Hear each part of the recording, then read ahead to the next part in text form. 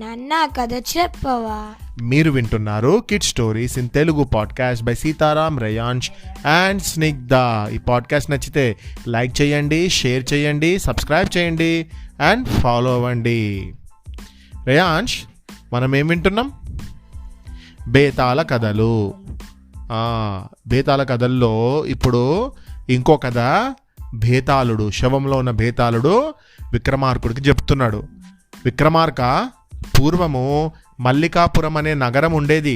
దానిని శకటశృంగుడు అనేటువంటి రాజు పాలించేవాడు. శకటశృంగుడు అనేటువంటి రాజు పాలించేవాడు. అతని వద్ద కార్పటకుడు అనే ఒక సేవకుడు ఉండేవాడు. సేవకుడు అంటే ఎవరు? ఆయన దగ్గర పనిచేసే అతను. ఓకే, కార్పటకుడు అత్యంత లాయల్ పర్సన్ అన్నట్టు, అంటే విశ్వాసపాత్రుడైనటువంటి సేవకుడు. కార్పటకుడు చాలా విశ్వాసపాత్రుడైనటువంటి సేవకుడు. అతను రాజును ఒక్క నిమిషమైనా కూడా విడిచిపెట్టేవాడు కాదు.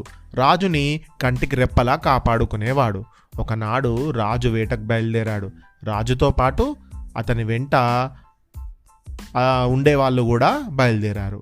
రాజు అరణ్యంలో అనేక జంతువులని వేటాడాడు. అంతలో అతనికి ఒక అడవి పంది కనిపించింది. దాన్ని ఎలాగైనా వేటాడాలనుకొని వెంటపడ్డాడు రాజు. ఆ అడవి పంది టక్కరిది. రాజుకు కనపడినట్లే కనపడుతూ దొరకకుండా చాలా దూరం తీసుకుపోయింది. కార్పటకుడు మాత్రం అతి కష్టం మీద ప్రభువుతోటి వెళ్తూ ఉన్నాడు. అడవిలో చాలా దూరం రాజుని తన వెంట పరిగెత్తించి అడవి పంది మరి అతని కనబడకుండా పోయింది. రాజు అక్కడ ఆగిపోవాల్సి వచ్చింది. అది నిర్మానుష్యమైన ప్రదేశం. అక్కడ ఎవ్వరు ఉండరు, చూడ్డానికి కూడా ఎవరు కనబడట్లేదు. కనుచూపు మేర మానవుడన్నవాడు ఎవరూ కనిపించలేదు. రాజేమో చాలా అలిసిపోయి ఉన్నాడు. అతనికి ఎంతో దాహంగా ఉంది. ఉస్సు ఉస్సు అంటూ ఒక చెట్టు కింద కూర్చుండిపోయాడు. ఏం చేయాలో తోచక సరిగ్గా అప్పుడే కార్పటకుడు అతని ఎదుట దేవుడిలాగా ప్రత్యక్షమయ్యాడు. ఊరికే ప్రత్యక్షం కావడమే కాకుండా 2 ఉసిరికాయలను ఇచ్చాడు. రాజు ఆత్రంగా వాటిని తిన్నాడు. అతని దాహం తీరింది. ఉసిరికాయ తినగానే అతని దాహం తీరింది. శరీరంలోకి కొంచెం శక్తి, ఉత్సాహము చేరాయి. సేవకుడైన కార్పటకుడి భక్తి విశ్వాసాలకు అతనికి ఎంతో ఆనందించాడు. అడవి పంది ఇక మరి కనపడదని చెప్పి తెలుసుకొని తన పట్టణానికి బయలుదేరిపోయాడు. కొన్ని ఏళ్ళు గడిచాయి. ఒకరోజు శకటశృంగ మహారాజు కార్పటకుడిని తన దగ్గరికి పిలిచాడు. ఏ కార్పటక, నువ్వు స్వామి భక్తి అంటే నీకు రాజు అంటే ఎంతో ఇష్టం. అందుచేత నా మనసులోని కోరికను నీకే చెబుతున్నాను. నువ్వే నా కోరికను సాధించగలిగే సమర్థుడివి. అందుకని నిన్నే ఈ పనికి నేను నియమిస్తున్నాను అని నీకు ఒక పని చెప్తున్నాను. ఆ పని నా కోసం చేసి పెట్టు అని చెప్పంటాడు. ఆజ్ఞాపించండి మహారాజా అన్నాడు కార్పటకుడు వినయ విధేయతలతో. సింహాల దేశాధిపతి ఉన్నాడు. అతని యొక్క కుమార్తె చాలా అందమైనది, విద్యాధికురాలని నేను విన్నాను. అలా విన్నప్పటి నుంచి ఆమెను నేను పెళ్లి చేసుకోవాలని అనుకుంటున్నాను. నువ్వు ఆ రాజు వద్దకు వెళ్ళి ఆమెను నాకిచ్చి పెళ్లి చేసే విధంగా మాట్లాడి ఒప్పించాలి. వెళ్ళు, కార్యం సఫలం చేసుకొని రా అని అతన్ని పంపించాడు. కార్పటకుడు ఒక వర్తకుని ఓడ, అంటే ఒక వర్తకుడు అంటే బిజినెస్ చేసే అతని యొక్క ఓడ సింహాలం దేశం వెళ్తుంది అని తెలుసుకొని దాన్ని ఎక్కాడు. మధ్య తోవలో ఒక పెద్ద తుఫాన్ వచ్చేసింది. కార్పటకుడు ఎక్కిన ఓడ పగిలిపోయి నీటిలో మునిగిపోయింది. ప్రయాణికులందరూ సముద్రంలో పడిపోయి చనిపోయారు. కానీ కార్పటకుడికి మాత్రం ఒక చెక్క దొరికింది, కొయ్య దొరికింది. దాని సాయంతో నీళ్ళలో కొట్టుకొని రాసాగాడు. కొంతసేపలా ఆ చెక్కను పట్టుకొని ప్రయాణం చేశాక నీటిలో ఒక తీగ కనిపించింది. అతను దానిని పట్టుకొని అట్లాగే ఉన్నాడు. అది అతన్ని నీటి లోపలికి, సముద్రం లోపలికి అడుక్కు లాక్కుపోయింది. నీటి లోపలికి, సముద్రం లోపలికి లాక్కపోయింది ఒక తీగ, ఒక థ్రెడ్ లాంటిది. నాగలోకానికి చేర్చి వదిలించింది. అక్కడికి ఎదురుగా ఒక గుడి ఉంది, లోపల నాగలోకం ఉంది. ఆ నాగలోకం దగ్గరికి తీసుకెళ్ళింది. అతను నీటిలో మునిగి రావడం వలన కలిగిన శ్రమను తీర్చుకుందామని ఆ దేవాలయంలోకి వెళ్ళాడు కార్పటకుడు. అక్కడ పడుకున్నాడు కాసేపటికి. ఆ దేవాలయానికి ప్రతిరోజు చాలామంది నాగకన్యలు, అంటే ఆడపాములు అక్కడికి వస్తాయి. నాగకన్యలు వస్తారు, దేవుడి యొక్క పూజ చేస్తారు, నాట్యాలు చేస్తారు, వీణ వాయిస్తూ శృతిబద్ధంగా పాటలు కూడా పాడతారు. అలాగే ఆ వేళ కూడా కొందరు నాగకన్యలు వచ్చి సంగీతం పాడుతుంటే ఆ శబ్దాలకు కార్పటకుడి కళ్ళు చెవులు అదే శబ్దాలు విని డిస్టర్బ్ అయిపోయినాయి. మెలకువ వచ్చింది. వెంటనే కళ్ళు పెద్దవి చేసుకొని వారిని చూశాడు. వారిలో ఒక నాగకన్య చూడగానే ఎంతో అందంగా అనిపించింది కార్పటకుడికి. ఆమె చాలా అందంగా ఉంది. ఆమె చెలికత్త ద్వారా నాగకన్యను చూసినటువంటి కార్పటకుడు, నేను ఆమెను వివాహం ఆడదామనుకుంటున్నాను, పెళ్లి చేసుకోవాలనుకుంటున్నాను అని చెప్పి ఆమె చెలికత్తకు చెప్పిండు.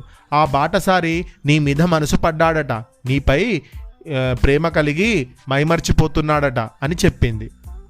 ఏడిశాడు. వాడి మొహానికి మనసుకి నేనే దొరికానా, వాడికి బుద్ధి చెప్పాలి, ఎలాగైనా వాడిని నేను వాని యొక్క పరువు తీసేయాలి అని నిశ్చయించుకొని అతని వద్దకు నడిచింది. నువ్వంటే నాకు ఇష్టమే, కానీ నేను నిన్ను పెళ్లి చేసుకోవాలంటే మా దేశాచారం ప్రకారం నువ్వు ఆ నీటి గుంటలో మునిగి స్నానం చెయ్యాలి అంది. ఓహ్, అదెంత పని అనుకున్నాడు కార్పటకుడు. క్షణం ఆలస్యం చేయకుండా అక్కడ ఉన్నటువంటి ఒక గుంటలోకి దూకాడు. అంతే, ఆ నాగకన్య మహిమ వల్ల కాబోలు అతను నీటిలో మునిగిందే తడువుగా తన ప్రభువు పాలించే మల్లికాపురంలోని ఒక కోనేటి నీటిలో తేలాడు. అతని ఆశ్చర్యానికి మేరలేదు. వెంటనే ప్రభువు చేరుకొని జరిగిందంతా అతనికి తెలియపరిచాడు. అంటే ఆమె ఎక్కడికి వచ్చిండో అక్కడికి వెళ్ళిపోయింది. ఇప్పుడు సింహాల దేశం సముద్రంలో పడిపోయింది కదా, కానీ ఈ నాగకన్య వల్ల మళ్ళీ వాళ్ళ ప్రభు దగ్గరికి వెళ్ళిపోయిండు.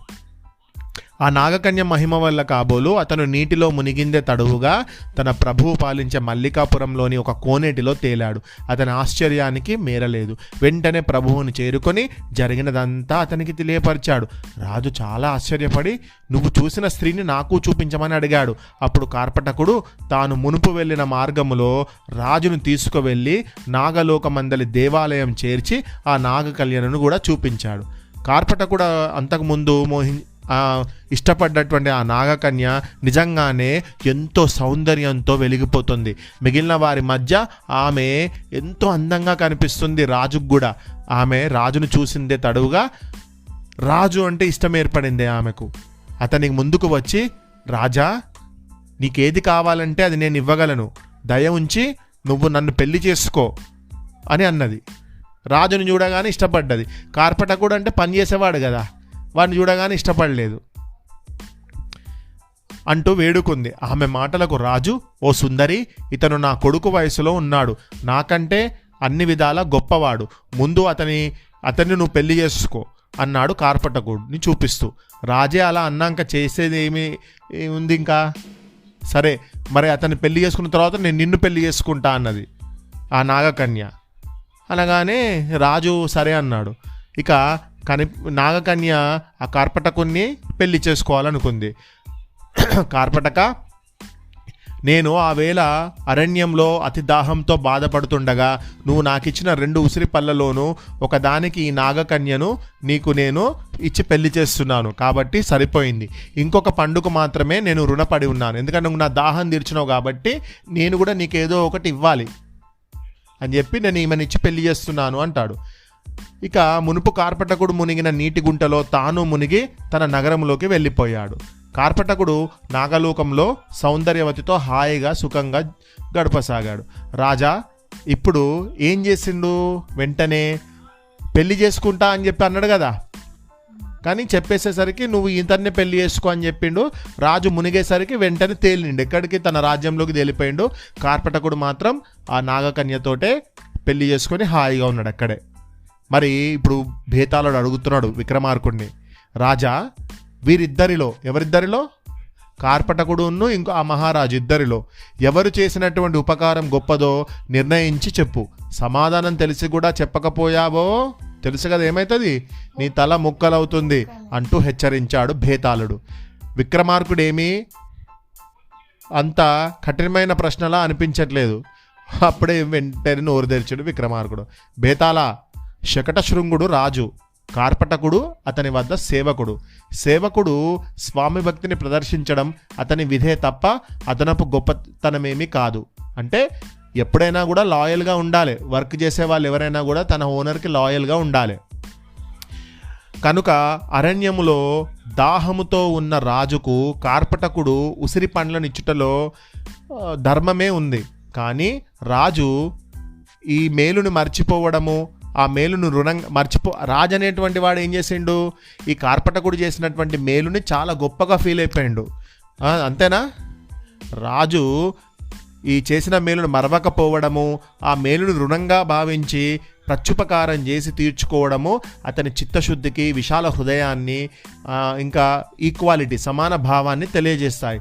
అందుచేత కార్పటకుడు చేసిన ఉపకారం కంటే శకటశృంగ మహారాజు చేసిన ప్రత్యుపకారమే చాలా గొప్పగా ఉంది అని చెప్పాడు.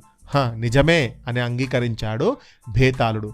విక్రమార్కుని మౌనానికి మళ్ళీ భంగం కలగడంతో అతని తల మీదనున్న శవంతో పాటు బేతాళుడు కూడా మళ్ళీ వెళ్ళి మర్రి చెట్టుకు వేలాడారు. కథ నచ్చిందా? ఓకే.